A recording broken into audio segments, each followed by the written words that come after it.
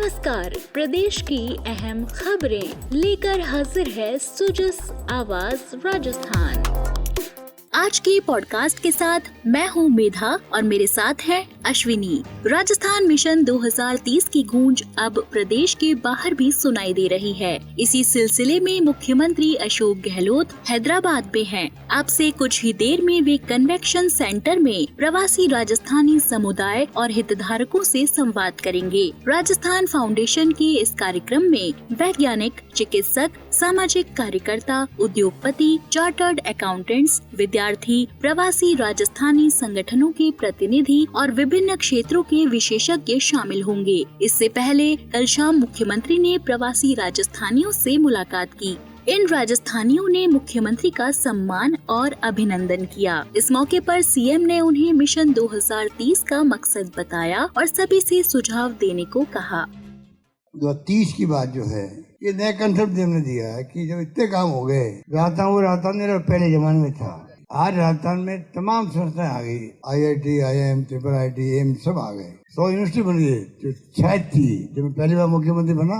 6 विश्वविद्यालय थे, आज 96 विश्वविद्यालय थे, बल्कि 3-4 और लाइन में लगे हुए। लोगों को इतनी खुशी हुई, रात दिन का फर्क है। तो हमने तय किया इतने काम हो रहे हैं, रिफाइनरी आ रही है राजस्थान के अंदर, तेल निकल गया राजस्थान में, इन्वेस्टमेंट प्राइवेट भी आ रहा है और हम लोग खुद भी जो काम कर रहे हैं सड़कों में, स्वास्थ्य में, शिक्षा में, पानी में, बिजली में, वो बेमिसाल है। तो हमने कभी 2030 में एक टारगेट बनाई, चलो 30 तक पहुँचते हमारा जो सोच है, कोई प्रोफेसर है, डॉक्टर है, इंजीनियर है, वो अपनी बात कह सकता है। कोई राजस्थान में 30 तक आते ऐसी सभी मिलनी चाहिए मेडिकल की। तो हर लोग इन्वॉल्व कर, हम लोग लगभग 1.5-2 करोड़ लोगों तक अभी तक लोगों ने अपनी राय दे दी है, ऑफलाइन ऑनलाइन, और लगातार। तो मैं निवेदन करना चाहूंगा आपको भी कि ये विजन 2030 के डॉक्यूमेंट बनेंगे, सरकारी प्रोग्राम है ये। हमारी सरकार ने तय किया है, हर डिपार्टमेंट को आदेश जारी हो गए। आप बताइए, आप 2030 तक आप अपने डिपार्टमेंट का लेना चाहते हो? आम जनता को पूछ रहे हैं। कई लोग ऐसे होते हैं, ये शौक होता है सलाह देने का, तो एक मौका मिल गया, प्लेटफॉर्म मिल गया, अपनी बात रखे। वो मेरा गाँव का पहुंचना चाहिए, मान लीजिए रिकॉर्ड बन जाएगा, तो रिकॉर्ड के आधार पर ही गवर्नेंस होगी। बाद में डॉक्यूमेंट बन रहा जो इस प्रोग्राम में बनेगा, जिससे आने वाले वक्त में टारगेट बन जाएगा। तो ये नया कंटेंट उन्होंने दिया है, उसमें लोग बहुत वेलकम कर रहे हैं। मुख्यमंत्री ने कहा कि सरकारी और निजी स्तर पर तो कई गतिविधियां हो ही रही हैं, इसके बावजूद वे खुद जिलों में जाकर लोगों के सुझाव जुटा रहे हैं। अभी हम लोग यात्रा में निकल रहे हैं, मैं खुद जाऊंगा 15-20-25 जिले के अंदर जाके। जैसे आपकी मीटिंग हो रही है, अभी मैं गया भीलवाड़ा के अंदर गया। आपको तो मान लो पहले तय कर लिया आपने, वहाँ मेरा कोई प्रोग्राम नहीं था, लोगों ने ही तय कर लिया प्रोग्राम वहाँ पर। और मैं गया, खिंचा के हॉल भरा हुआ था वहाँ पर। तमाम वहाँ पे जो इंडस्ट्रियलिस्ट है, वहाँ के व्यापारी है, वहाँ के लेक्चर है, डॉक्टर भी वहाँ लोग थे, सब लोग वहाँ थे, खुल के आप सबने अपने विचार प्रकट किए, तो लोगों में उत्साह पैदा हुआ। राजस्थान की योजनाएं हैं ही ऐसी कि दूसरे राज्य इन्हें अपनाने में रुचि दिखा रहे हैं। इस मौके पर सीएम ने RTH और चिरंजीवी सहित अपनी कई जनहितैषी योजनाओं का भी जिक्र किया। आपको सब बातें कही, वास्तव में ये बात सही है कि आज जो पूरे मुल्क में हमारी योजनाएं जो बनी, आप सबका आशीर्वाद है राजस्थान में, उनको हर पॉलिटिकल पार्टियों वाले अपनी मैनिफेस्टो बनाते वक्त में आगे काम ले रहे हैं। इस प्रकार से एक से बढ़ के योजना बनी। और इसमें जैसे स्वास्थ्य की बात है, जब हिंदुस्तान में दुनिया में नहीं होगा, 2 बातें। एक तो कानून पास किया है असेंबली में, एक राइट टू हेल्थ, सूचना का अधिकार, शिक्षा का अधिकार, फूड सिक्योरिटी का अधिकार, 2 रुपए किलो गेहूँ, 3 रुपए किलो चावल। और नरेगा बहुत ही, आप जानते हो कितना काम कर रहा, कोरोना के अंदर लाखों मजदूरों को भला हो गया। तो उसी प्रकार से हमने राजस्थान में राइट टू हेल्थ कानून बना दिया। 25 लाख का बीमा कहीं नहीं है और पूरी जनता के लिए है। स्टेट गवर्नमेंट योजना चिरंजीवी है, सबके लिए, चाहे अमीर है चाहे गरीब है, कोई भी है। पैसे वाले 850 रुपए जमा करा दो, वो भी जुड़ जाएगा। और अब प्रदेश के विकास के लिए मुख्यमंत्री स्तर पर जारी कुछ महत्वपूर्ण स्वीकृतियां। प्रदेश की क्रमोन्नत 5 तहसीलों और 3 उप तहसीलों के लिए तहसीलदार, नायब तहसीलदार और सहायक प्रशासनिक अधिकारी सहित 62 नए पद बनाए जाएंगे। ये तहसीलें भरतपुर में रारहा, बीकानेर में जसरासर, दौसा में पापड़दा, राजसमंद में सरदारगढ़ और उदयपुर में बारापाल। इसी तरह 3 उप तहसीलें हैं, नागौर में श्री बालाजी, डूंगरपुर सीमलवाड़ा में भंडारी और उदयपुर झाड़ोल में ओगना। भीलवाड़ा के गंगापुर की CHC अब सैटेलाइट अस्पताल में क्रमोन्नत की जाएगी। अलवर के अंगारी, जयपुर के सिवार, सलुम्बर के सेमाल, खरका सब सेंटर्स को CHC में बदला जाएगा। कपासन, नदबई, सांभर और मावली की CHC अब उप जिला अस्पताल में तब्दील हो जाएगी। जोधपुर के महामंदिर, चित्तौड़गढ़ के मंडेसरा और बेगू की चेची PHC को CHC में क्रमोन्नत किया जाएगा। इनके संचालन के लिए 11 नए पद बनाने को भी मंजूरी दी गई है। सरकार के इस कदम से प्रदेश में चिकित्सा सेवाएं और बेहतर होंगी। कोटा, बूंदी और करौली में नए बालिका छात्रावास खोले जाएंगे। प्रत्येक की क्षमता 50-50 होगी। इनके भवन निर्माण के लिए प्रति छात्रावास 2.5 करोड़ रुपए स्वीकृत किए गए हैं।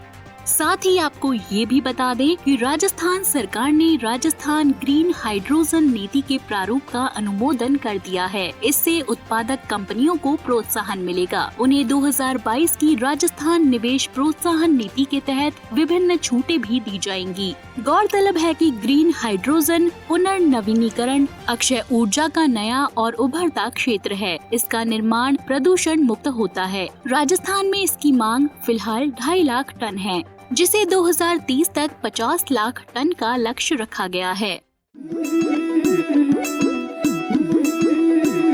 राजस्थान मेरी जान, जीवन हुआ यहाँ आसान। राजस्थान मेरी जान, जीवन हुआ यहाँ आसान। सही हाथों में रही कमान, जीवन हुआ यहाँ आसान। राजस्थान मेरी जान, मेरी जान।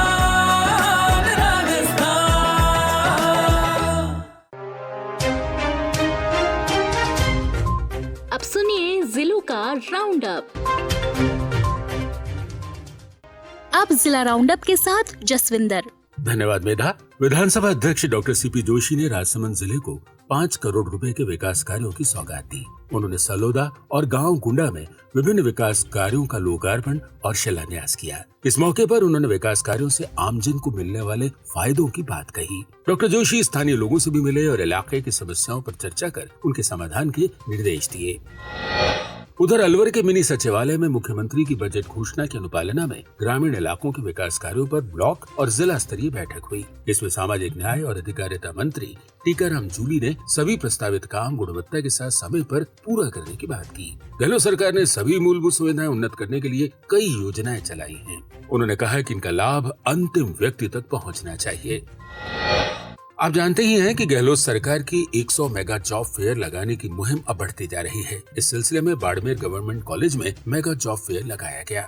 इसमें 7 सेक्टरों की कंपनियों ने 16,000 से अधिक रिक्तियों के लिए युवाओं का साक्षात्कार लिया। मेले में 4,000 युवाओं को रोजगार मिला और उन्हें हाथों हाथ नियुक्ति पत्र सौंपे गए। जॉब फेयर का आयोजन कौशल नियोजन और उद्यमिता विभाग ने किया। वन और पर्यावरण बचाने की गहलोत सरकार की मुहिम के तहत बॉटनिस्ट्स भी नवाचारों में जुट गए हैं। कोटा में JDB कॉलेज की शोधार्थी 57 छात्राओं ने परिसर के करीब 5 दर्जन पेड़ों में बार कोड लगाए हैं। इन्हें स्कैन करते ही पेड़ों की सारी जानकारी मोबाइल पर प्राप्त हो जाएगी। इससे भविष्य में उपयोगी पेड़ लगाने की प्रक्रिया को बढ़ावा मिलेगा। परिसर में जंगल जलेबी से मसाले तक के पेड़ों को शामिल कर उन पर शोध किया जा रहा है। अजमेर जिले में किशनगढ़ के MG इंग्लिश स्कूल में आत्मरक्षा प्रशिक्षण शिविर लगाया गया। जिला कलेक्टर और SP ने इस शिविर का निरीक्षण किया। उन्होंने प्रतिभागियों से बात कर आत्मरक्षा तकनीक से अधिक विद्यार्थियों को जोड़ने की बात की। कलेक्टर और SP शहर के मतदान केंद्रों पर भी गए और वहां की व्यवस्थाएं देखी। श्रीगंगानगर के ग्रीनफील्ड कॉलोनी में सड़क का शिलान्यास किया गया। इस मौके पर विधायक राजकुमार गौड़ ने सड़क तंत्र विकास की प्राथमिकता, शिक्षा और चिकित्सा सहित हर क्षेत्र में गहलोत सरकार की उपलब्धियों की चर्चा की। ये था जिला राउंड अप और अब सोशल मीडिया संदेशों के साथ अरिंदम। आज प्रधानमंत्री का जन्मदिन है। मुख्यमंत्री ने अपने संदेश में लिखा, देश के प्रधानमंत्री श्री नरेंद्र मोदी जी को जन्मदिन की हार्दिक बधाई। ईश्वर आपको स्वस्थ, सुखी, सुदीर्घ जीवन प्रदान करे।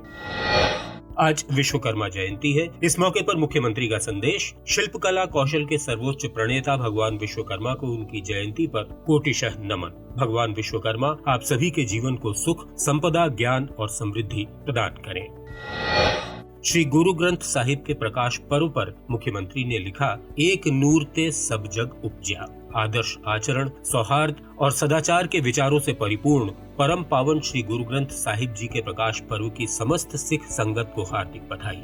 श्री गुरु ग्रंथ साहिब जी का प्रकाश पर्व आप सभी के जीवन को ज्ञान, चेतना और सात्विकता से प्रकाशित करे। आज के पॉडकास्ट में फिलहाल इतना ही, फिर होगी आपसे मुलाकात। तब तक के लिए नमस्कार।